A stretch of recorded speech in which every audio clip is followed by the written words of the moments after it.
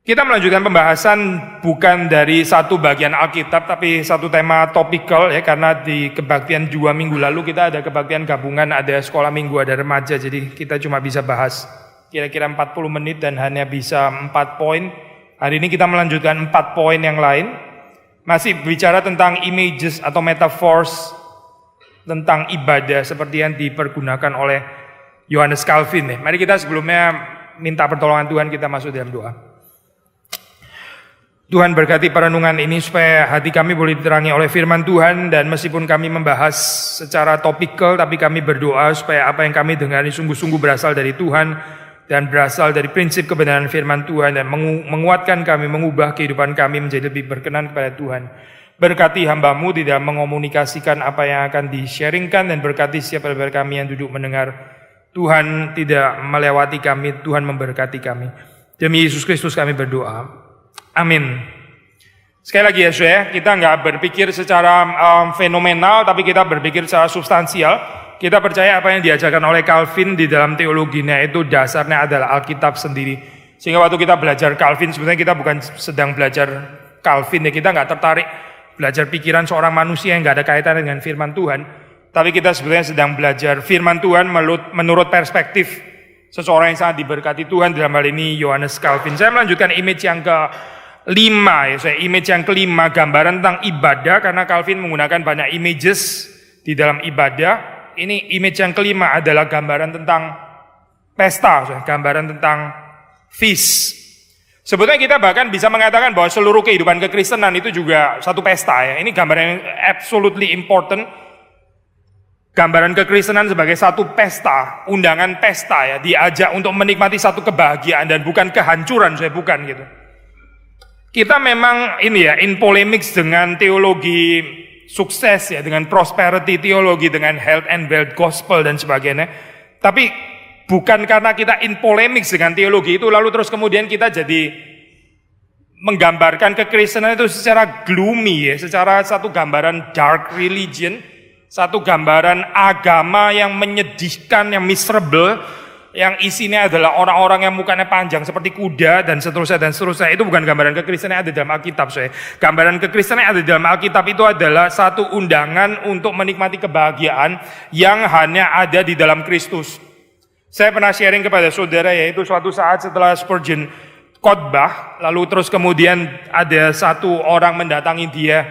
Dia bilang, kira-kira ya saya tertarik dengan kekristenan, khotbahmu tadi juga bagus juga ya, kind of make sense. Tapi bagaimana ya, saya ini sulit betul-betul mau menyerahkan diri saya mengikut Yesus yang kamu beritakan itu. Kenapa? Karena saya masih kepingin mencicipi sedikit lagi, mencicipi sedikit lagi kebahagiaan di dalam hidup ini. Terus kemudian Spurgeon menjawab, mencicipi sedikit lagi, cuma cicipi sedikit. Kalau saya sih nggak mau cicipi sedikit, saya mau cicipi yang sepenuh-penuhnya, yang sekomplit-komplitnya. Dan itu cuma ada di dalam Kristus. Banyak orang dunia itu berpikir, bahkan orang Kristen berpikir waktu ikut Tuhan itu seperti kayak nggak bisa menikmati hidup gitu ya. Seperti hidup itu jadi nggak ada kenikmatannya lagi, berhenti daripada semua kebahagiaan, lalu masuk ke dalam kesengsaraan demi kesengsaraan. Memang sudah di dalam Alkitab ada dikatakan bahwa mengikut Tuhan itu termasuk juga menderita bagi Kristus. Itu betul, itu ajaran firman Tuhan. Tapi kalau gambaran kita terus kemudian jadi gloomy seperti itu, saya pikir kita kehilangan satu aspek yang sangat penting di dalam kekristenan, yaitu aspek pesta ya. Aspek pesta, aspek kebahagiaan. Zwingli, salah satu kalimat yang kita juga sudah pernah sharingkan, perhaps kalimatnya dia yang paling terkenal ya.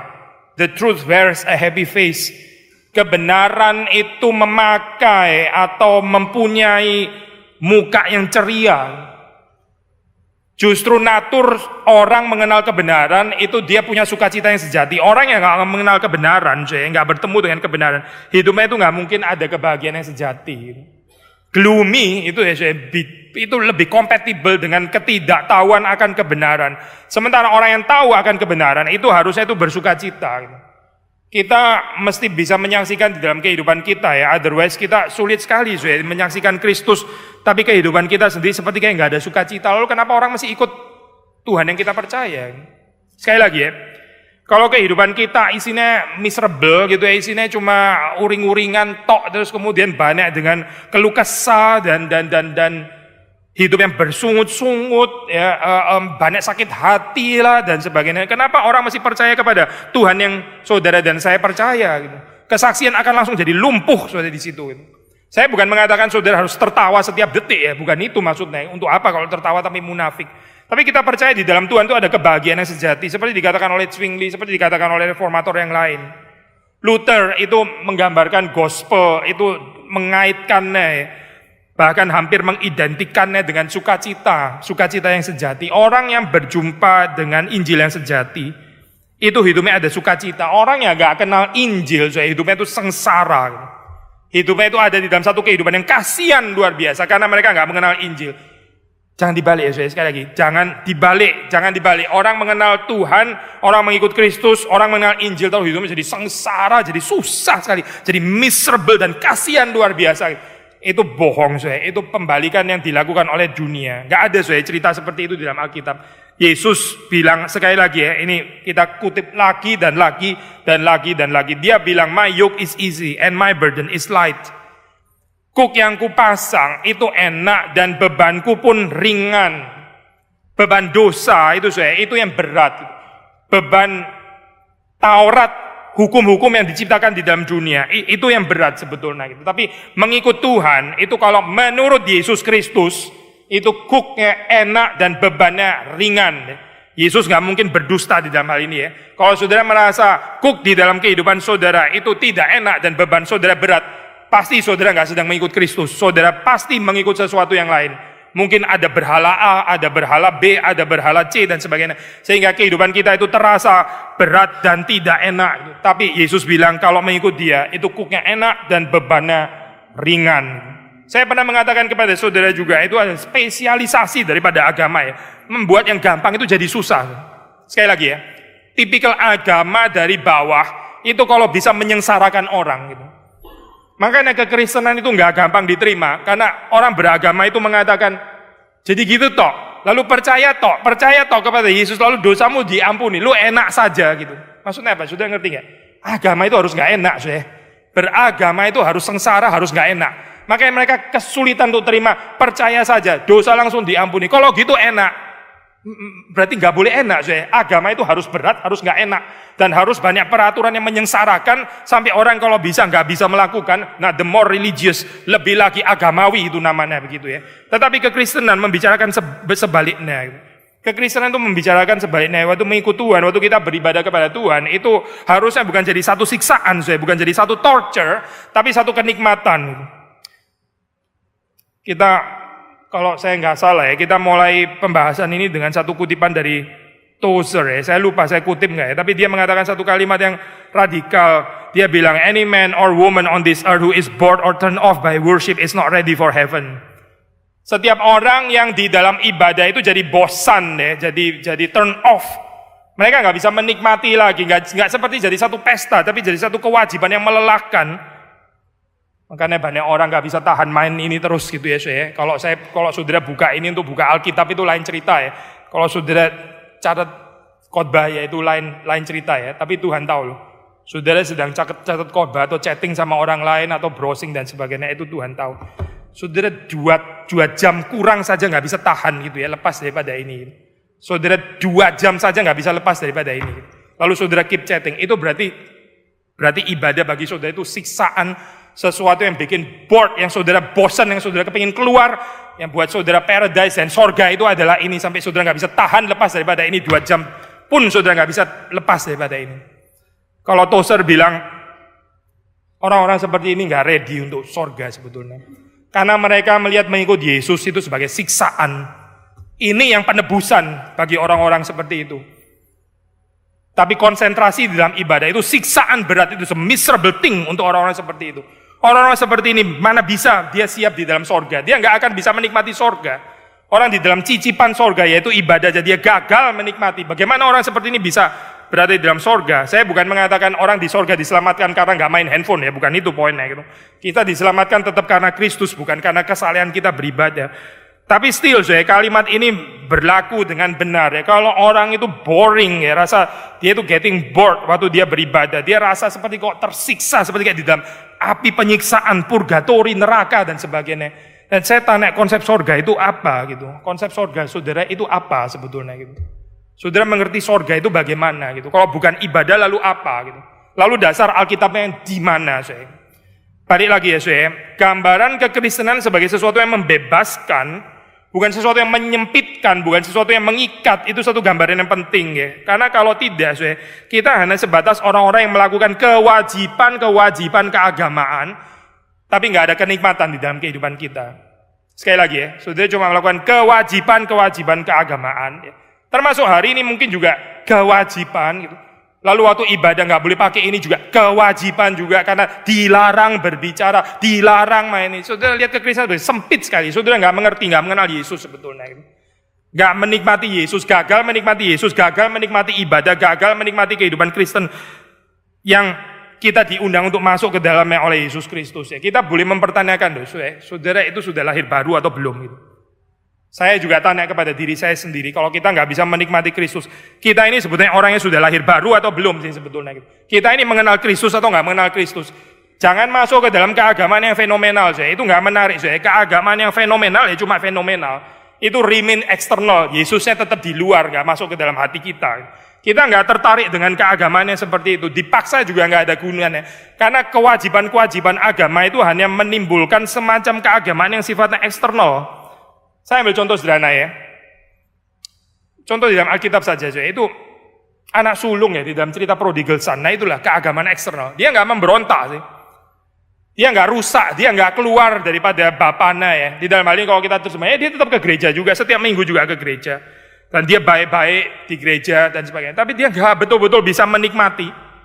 Dia nggak merasa apa yang dimiliki oleh bapaknya juga adalah miliknya. Dia remains as outsiders. Dia seperti orang di luar. Karena apa saudara? Karena keagamaannya juga keagamaan yang lahiriah.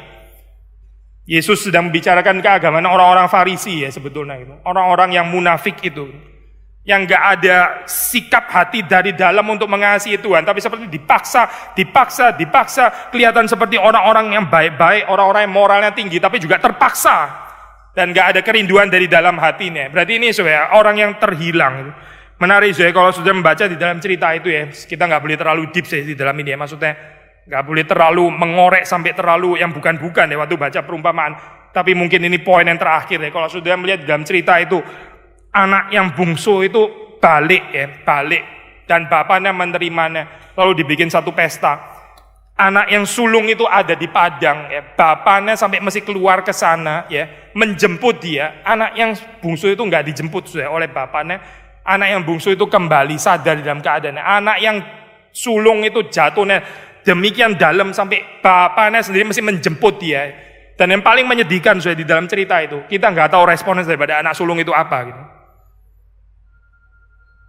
Maksudnya sudah baca di dalam cerita perumpamaan itu ya, waktu bapaknya mengajak dia kembali. Terus kemudian nggak ada catatan, dan kembalilah anak sulung itu ke rumahnya dan berpesta dan mencium dan menerima adiknya yang berdosa.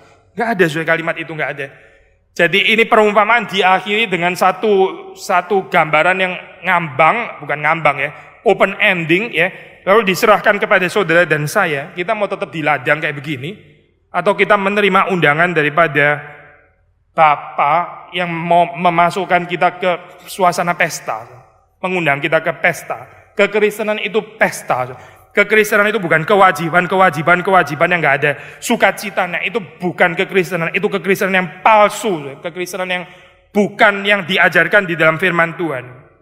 Orang kalau nggak mengejar ini kenikmatan kehadiran Tuhan, berarti dia belum mengerti kehadiran Tuhan. Sekali lagi kalau saudara nggak tertarik untuk mengejar kehadiran Tuhan, mungkin orang itu nggak pernah ada encounter dengan kehadiran Tuhan sama sekali. Sampai dia nggak tertarik, dia merasa datang ke kebaktian sekali lagi sebagai satu siksaan, sesuatu yang membebani dan seterusnya. Hati-hati dengan kehidupan yang nggak ada feast, yang nggak mengenal undangan pesta ini akan mencelakakan kita. Sebaliknya di dalam Alkitab saudara mendapat gambaran ini seperti diajarkan oleh Yohanes Calvin. Yang keenam, untuk menguji ya bahwa ini bukan satu gambaran pesta yang liberal, yang ngawur, yang pemuasan nafsu dan sebagainya. Calvin juga menggunakan metafor sacrifice. Feast and sacrifice ini sesuatu yang seperti kayak bertolak belakang ya. Pengorbanan, tapi juga bicara pesta. Di dalam pesta kita nggak membicarakan sesuatu yang sedih ya. Sedih itu di dalam sacrifice ada sedih, ada air mata, ada grief. Tapi di dalam pesta ada sukacita. Ini dua hal seperti kayak nggak kompatibel ya. Seperti kayak dua hal yang bertentangan. Tapi kehidupan yang sungguh-sungguh mengenal Tuhan itu mengerti paradoks seperti ini. Sekali lagi di dalam iman Kristen ya, sacrifice dan feast itu bukan sesuatu yang bertolak belakang. Kita merayakan minggu lalu ya di dalam perjamuan kudus. Minggu depan ada perjamuan kudus lagi ya. Ini memang bulannya sudah lain tapi jadi seperti dekat sekali ya, dalam 2 minggu kita ada perjamuan kudus. Di dalam perjamuan kudus itu kalau saudara merenungkan ya, itu ke belakang. Kita mengingat sacrifice, penderitaan, kurban yang sudah dipersembahkan oleh Kristus sendiri. Dia adalah imam, dia adalah kurban itu sendiri. Waktu kita merenungkan perjamuan kudus ke belakang, kita merenungkannya dengan holy grief ya. Ada duka cita di situ. Kita menyesal dosa-dosa kita ya. Kita dengan sedih menyaksikan Kristus yang seharusnya tidak mati dengan cara yang seperti itu. Seharusnya kita yang ada di sana, tapi dia menggantikan kita ya. Ada nuansa kesedihan di situ. But at the same time, Lord Supper atau perjamuan kudus ini juga adalah a foretaste of the heavenly banquet. Bagaimanapun kita sedang makan dan minum, bagaimanapun perjamuan kudus itu adalah satu pesta. Jadi ini perenungan kesedihan kematian Kristus, sekaligus juga adalah kebangkitannya dia yang sudah naik ke sorga ya. Dua-duanya ini benar. Holy grief and juga holy joy ya. Dinyatakan di dalam perjamuan kudus. Nah, kita percaya di dalam ibadah yang sehat bukan cuma yang waktu ada perjamuan kudus saja.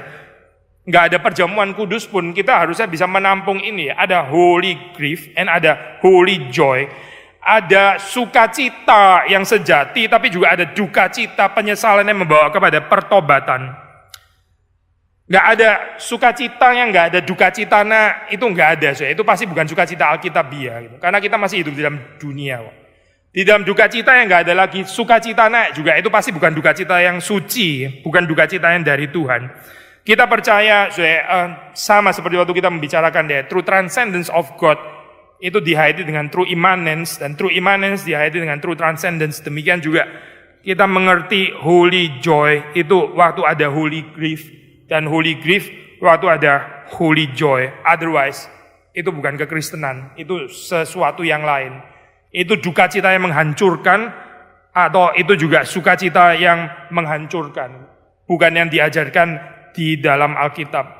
Sekali lagi waktu di dalam perjamuan kudus, itu kita merayakan ke depan, mengantisipasi, ini pengharapan eskatologis, bahwa kita akan, ada table fellowship, kita mencicipi ini, persekutuan semeja dengan orang-orang pilihan sepanjang segala zaman, Abraham, Ishak, Yakub, dan bahkan dengan domba Allah itu sendiri. By the way, kita pindahin posisi Lord Supper di bawah ini, ngikutin ini ya, GRI Kemayoran, which is a good thing menurut saya, karena saya nggak tahu ya waktu di Kemayoran dipasang seperti itu tuh intentional, theologically reflected atau enggak, saya nggak tahu gitu. Mungkin iya, mungkin tidak, saya nggak tahu. Tapi anyway, poinnya bagus sekali. Jadi kalau sudah naik ini ya tangga itu sudah disambut dengan gambaran table fellowship, gambaran Yesus itu semeja dengan semua orang berdosa. Siapapun boleh datang ke gereja, siapapun diterima di dalam Kristus. Saudara, dari kelompok apapun, dari ras apapun, dari suku bangsa apapun, Yesus menerima kita dan kita akan semeja dengan Kristus. Jadi ini gambarannya embrace, gambaran apa ini? Gambaran acceptance ya. Itu waktu saudara naik, sudah lihat ini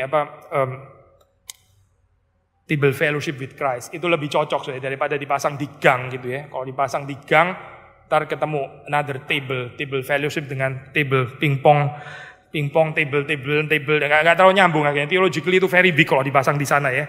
Jadi lebih baik dipasang seperti di pusat, orang naik waktu sebelum kebaktian, lalu lihat gambaran Lord Supper gitu ya. Tapi waktu sudah keluar, ini ada lukisan Kristus Pantokrator ya. Ini tradisi Eastern Orthodox ya, agak sedikit berbeda dengan tradisi Latin atau tradisi gereja Barat ya. Comparable sebetulnya. Kalau saudara di GRI Kemayoran, saudara masuk itu Da Vinci, Lord Supper. Kalau saudara keluar itu Last Judgment, Michelangelo ya. Maksudnya itu penting ya. Waktu masuk itu gesturnya gini ya. Waktu saudara keluar gesturnya gini ya. Awas lu, hati-hati gitu ya. Hati-hati dalam kehidupan ini. Hidupmu akan dihakimi oleh Tuhan gitu ya. Tapi yang ini sih, kalau saudara bandingkan ini Kristus Pantokrator itu sebetulnya sangat mirip kalau diterjemahkan di dalam lukisan Barat ya, lukisan gereja Latin, gereja Barat ya, munculnya model-model seperti Christ the Judge seperti yang dilukis oleh Michelangelo itu. Ini gambaran Kristus Pantokrator ya. Kalau di dalam Eastern Orthodox, dari situ digambarkan bukan Kristus yang lemah, yang inkarnasi, yang lemah lembut dan sebagainya ya. Tapi di sini penggambarannya itu adalah Christ the Judge. Itu ikon di dalam Eastern Orthodox, Kristus Pantokrator ya, the all powerful Christ. Christ yang omnipoten ya.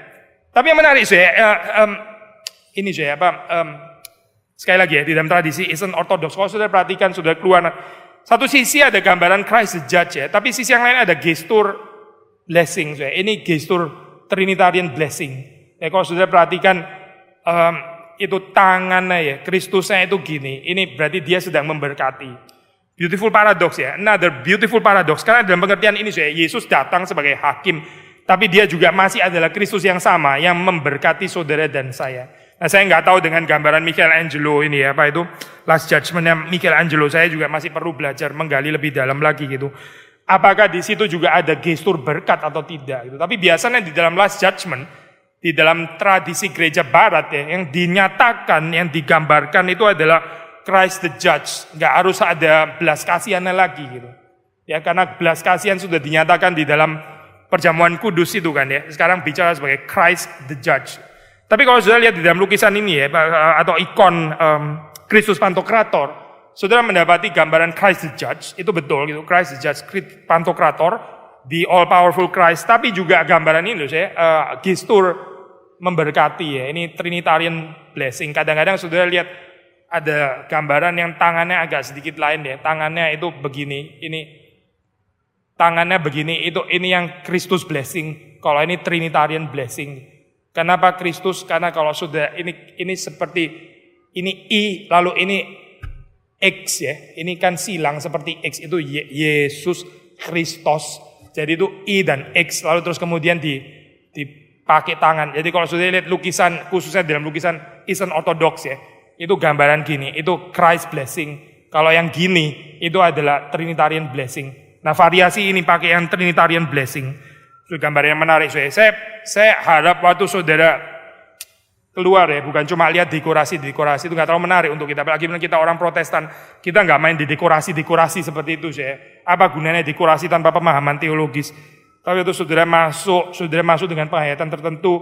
Waktu saudara keluar juga dengan pemahaman makna tertentu gitu. Waktu sudah diutus keluar ya, itu apa artinya? Waktu Kristus memberkati, itu apa artinya? Apa artinya saudara menanti Yesus yang akan datang sebagai hakim? Itu bagaimana kita menghayatinya. Tapi saya balik lagi saudara, di situ pun saudara akan mendapatkan prinsip paradoks yang sama ya. Kristus yang menyambut ya, Kristus yang menjamu kita di dalam Lord Supper dan perjamuan kudus juga adalah Kristus Pantokrator, juga adalah dia akan datang sebagai hakim.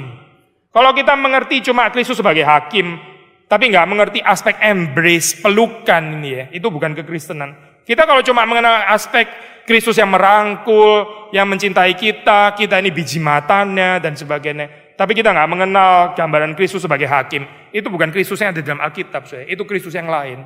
Itu Kristus yang palsu sebetulnya gitu. Jadi saudara melihat di sini baik gambaran tentang feast, ya, gambaran tentang sacrifice. Itu dua-duanya mestinya hadir di dalam ibadah. Memang saudara kita mengatakan setelah Kristus datang ya sebagai the great priest, ya, imam besar yang agung itu. Kita dalam pemahaman Reform, di dalam pemahaman Protestan kita bilang nggak ada lagi priest sudah cease, sudah berhenti. Yesus datang Dia itu domba Allah. Kita nggak perlu datang lagi dengan mempersembahkan domba-domba, nggak ada kan ya. Karena Kristus itu domba Allah, dia sudah mengenapi. Demikian juga Kristus waktu memberikan dirinya sendiri sebagai domba Allah, itu dia juga sekaligus adalah imam besar yang agung, the great high priest. Maka kita nggak perlu ada imam lagi di dalam kepercayaan Protestan ya, at least. Tetapi bukan berarti saya di dalam kehidupan kita nggak ada fungsi imam. Sekali lagi saya, nggak ada jabatan imam. Bukan berarti nggak ada fungsi imam. Misalnya di dalam Heidelberg Katekismus ya, pertanyaan yang ke-32 dikatakan seperti ini ya. Pertama ada question, pertanyaan, lalu ada answer. Pertanyaan, why are you called a Christian? Mengapa kamu disebut Kristen? Istilah Christian itu dari kata Christ ya. Christ itu yang diurapi, Mesias. Kristus itu artinya Mesias yang diurapi. Lalu kita disebut Christian. Christian itu dari kata Christ yang diurapi. Berarti Kristen itu pengertiannya itu harus dekat dengan pengertian yang diurapi. Demikian Heidelberg Katekismus kemudian menjawab, because by faith I am a member of Christ, and so I share in His anointing. Karena melalui iman saya ini adalah anggota Kristus, maka saya disebut Kristen. Dan dengan demikian maka saya berbagian di dalam pengurapannya. Orang Kristen itu adalah seperti Kristus. Dia berbagian di dalam pengurapan Kristus, itu namanya Kristen. Lalu Kristus itu diurapi di dalam hal apa ya? Saudara masuk ke dalam threefold office of Christ di sini. Jadi dia itu sebagai yang diurapi, dia adalah nabi, imam, raja. Maka orang Kristen itu punya fungsi raja, nabi, imam, sama seperti Kristus ya.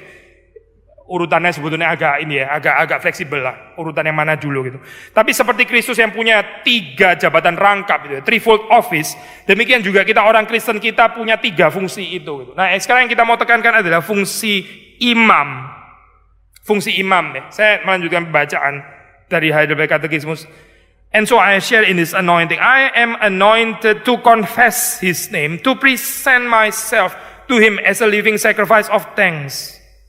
To strive with a free conscience against sin and the devil in this life, and afterward to reign with Christ over all creation for eternity.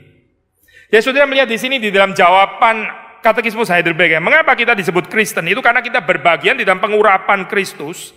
Dengan demikian juga berarti kita berbagian di dalam 3 jabatan rangkap itu, atau 3 fungsi rangkap ini, yaitu nabi, imam, raja. Apa artinya Yesus itu adalah imam? Yesus adalah imam, itu artinya dia mempersembahkan dirinya sendiri, menjadikan dirinya sendiri itu korban. Dia memediasi, dia mendamaikan kita dengan Allah, dia mewakili kita di hadapan Allah dengan kesalehan dan kesucian kebenarannya yang sempurna. Dan dia menjadi pendoa syafaat ya, bagi kita, bahkan sampai sekarang. The great intercessor. Lalu bagaimana kita menghidupi fungsi imam kalau menurut Heidelberg Katekismus? Yaitu dengan kita mempersembahkan diri kita. Gereja yang priestly, ya, priestly church, itu adalah gereja yang jemaatnya mempersembahkan kehidupannya kepada Tuhan. Kalau gereja di dalamnya itu isinya adalah jemaat yang hidup bagi dirinya sendiri, itu bukan priestly church.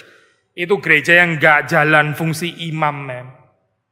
Gereja yang gak punya fungsi imam, yang gak seperti Kristen, yang gak berkaitan dengan Kristus. Satu lagi saya, gereja yang priestly itu adalah gereja yang berdoa syafaat. Gereja yang berdoa syafaat. Saya ngomong gini berat saya kalimat ini ya. Karena kalau kita lihat yang datang Sabtu di dalam persekutuan doa itu masih terlalu sedikit saya, terlalu sedikit. Terlalu sedikit orang yang mau berdoa syafaat bagi gereja lain, bagi bangsa dan sebagainya. Memang di sini juga berdoa syafaat juga saya tahu, tapi ini bukan pengganti persekutuan doa pada hari lain ya. Saya waktu pelayanan di Singapura saya pernah tegur saya saat itu waktu itu di PA Pemuda. Jadi mereka seperti kayak mini ibadah. Di situ ya ada saat teduhnya, ada lalu waktu doanya itu seperti kayak mungkin 12 topik gitu saya doa. Saya bilang, enggak bisa kayak begini. Ini berdoa 12 topik bukan di sini. Berdoa 12 topik itu di persekutuan doa gitu, atau lebih daripada 12 topik. Jangan kamu di sini bikin doa 12 topik terus kemudian kerasa enggak harus lagi datang ke persekutuan doa, kan toh di sini sudah ada doa syafaat. Mungkin saudara juga bisa berpikir begitu ya. Saya nggak datang lagi persekutuan doa, kenapa? Ya kan di sini sudah doa syafaat gitu. 3 doa syafaat, jadi satu nggak usah datang lagi gitu. Ini gereja masih jauh sekali dari gereja yang dikasih Tuhan. Betul-betul Tuhan mengasihi kita. Tuhan itu sabar sekali ya dengan kita. Tapi ini secara apa yang Tuhan mau terhadap gereja, kita ini masih sangat jauh. Saya pernah baca satu orang mengatakan kalau yang katakanlah cukup sehat, ini pun juga belum sempurna ya. Tapi yang dikatakan cukup sehat, itu orang yang datang ke persekutuan doa. Ini main angka ya, matematikal, bukan firman Tuhan ya. Tapi di situ dikatakan paling enggak itu 20%. Kita belum 20% ya. Kita masih jauh dari 20%. Yang datang di persekutuan doa itu masih sangat kurang daripada 20%. Jadi ini gereja yang tidak sehat, gereja yang kurang ada fungsi imam sebetulnya. Yang enggak seperti Kristus. Saya bukan mengatakan jaminan kalau orang sudah datang di sana terus otomatis jadi kita sudah seperti Kristus ya. Memang nggak bisa diukur dengan fenomena pasti ya. Apalagi dengan jumlah kehadiran. Saya tahu itu saya. Tapi kalau jumlah kehadiran pun nggak ada, lalu kita mau menilai pakai apa lagi saya? Saudara mengerti ya maksud saya? Kita nggak bisa menilai sesuatu dari tampak luar. Ya betul, apalagi main statistik kayak begitu. Nggak ada jaminan. Apakah ada jaminan gereja yang anggotanya ribuan sudah pasti semuanya hidup berkenan kepada Tuhan? Memang nggak ada jaminan. Tapi yang saya tahu kalau gerejanya kosong, ya itu masalah namanya gitu. Memang angka itu bukan segala sesuatu. Kita very clear kok dengan itu. Angka bukan segala sesuatu, tapi angka juga bukan nothing, bukan nothing. Kalau saudara baca di dalam Kisah Para Rasul, ya saudara akan mendapati prinsip angka itu something. Dan Tuhan menambahkan jumlah orang-orang percaya, mereka bertambah. Itu bicara tentang angka. Gereja yang bertumbuh itu gereja yang angkanya bertumbuh. Yet angka bukan segala sesuatu. Memang bukan segala sesuatu. Tapi kita nggak bisa bilang angka itu nothing. Yang saya mau katakan adalah, saya balik lagi kepada ini ya. Fungsi priest ini tadi ya. Priestly function of a church, of a Christian. Kalau kita Kristen, kita ini hidup mempersembahkan diri bagi Tuhan.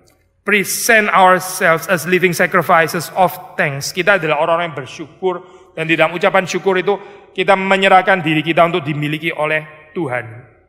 Kita juga memediasi Allah dan manusia. Seperti Yesus memediasi Allah dan manusia. Kita memberitakan Injil.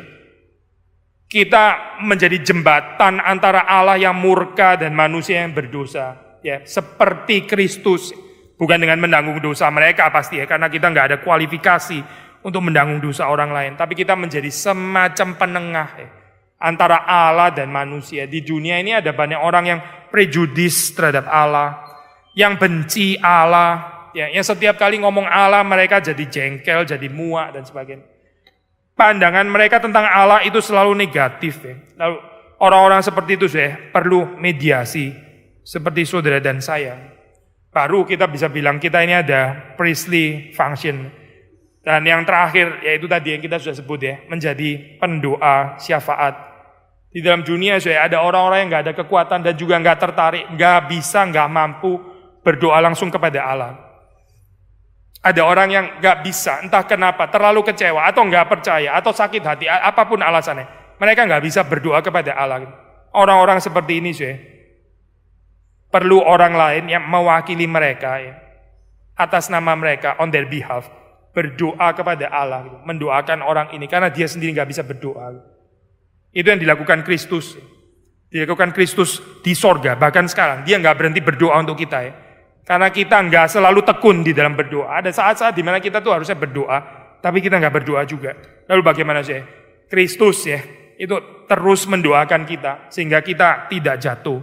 Saudara tahu ya, itu di dalam cerita Petrus, Yesus sudah mengatakan kan, kamu akan jatuh menyangkali. Lalu Petrus tuh overconfidence. Mana jatuh? Mereka semua menyangkal, saya akan tetap ikut kamu sampai mati, saya ikut kamu. Ini orang sombong, orang overconfidence. Yesus bilang, kamu akan jatuh, iblis berusaha untuk menampi kamu, tapi aku mendoakan kamu. Di dalam saat overconfidence Petrus seperti itu nggak mungkin ada doa. Orang yang overconfidence nggak berdoa. Jadi Petrus sendiri nggak bisa berdoa dan dia nggak berdoa karena dia rasa dia kuat. Cuma orang lemah yang berdoa. Tapi kemudian Yesus mengatakan, aku mendoakan kamu. Kamu belum bisa berdoa, saya berdoa bagi kamu. Supaya waktu kamu jatuh, kamu nggak jatuh tergeletak lalu binasa. Seperti Yudas gitu. Tapi kamu boleh kembali. Lalu waktu kamu kembali, ingatlah saudara-saudaramu. Dan seterusnya, dan seterusnya.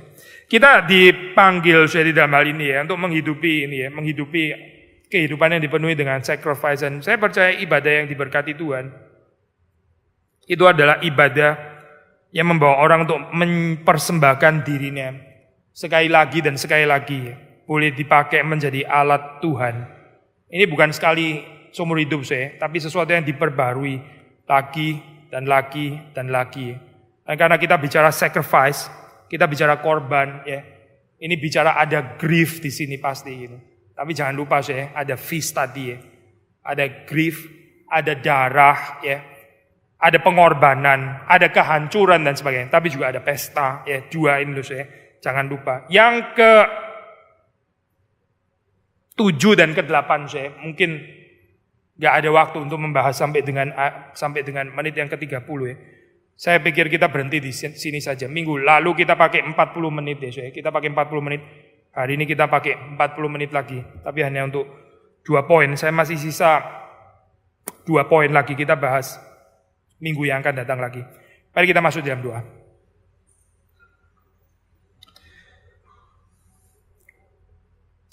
Tuhan ajar kepada kami untuk mengerti bahwa undangan yang Tuhan berikan itu sungguh-sungguh adalah kebahagiaan bagi kami. Tuhan bukan mau kehidupan kami setelah mengikut Engkau menjadi lebih miserable, lebih tidak ada kebahagiaan, tidak ada sukacita. Dan ketika kami lebih tertarik dengan sukacita dan bahagia dunia, kami mohon pengampunannya dari Tuhan. Kami berdoa supaya kami sungguh-sungguh mengerti apa artinya kebahagiaan dan persekutuan dengan Engkau. Ketika kami menerima undangan pesta yang dari Tuhan, ketika kami bersukacita bersama dengan Engkau, ketika kami mempersembahkan seluruh kehidupan kami kepada Tuhan, ketika kami menjadi pendoa-pendoa syafaat, berkatilah gereja-Mu Tuhan, Engkau yang terus menyempurnakan kami, Tuhan yang menarik kami, semakin hari kami semakin menikmati keserupaan dengan Engkau, persekutuan yang nyata dengan Engkau. Terima kasih Tuhan, kami menyerahkan sisa hidup kami di dalam pimpinan, dalam berkat, dalam anugerah Tuhan. Demi Yesus Kristus kami berdoa. Amin.